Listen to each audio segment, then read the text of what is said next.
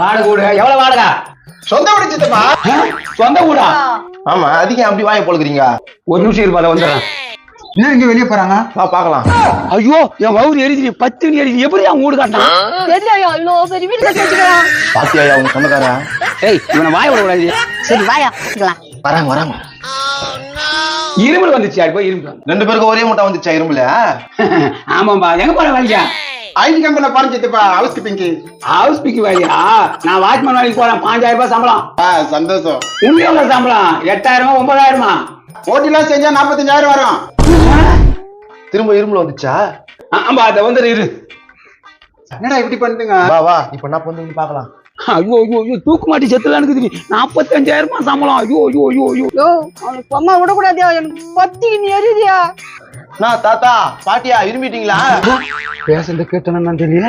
என்ன தாத்தா நான் மொழினுங்கிறேன். ஒன்னும் இல்ல கண்ணே.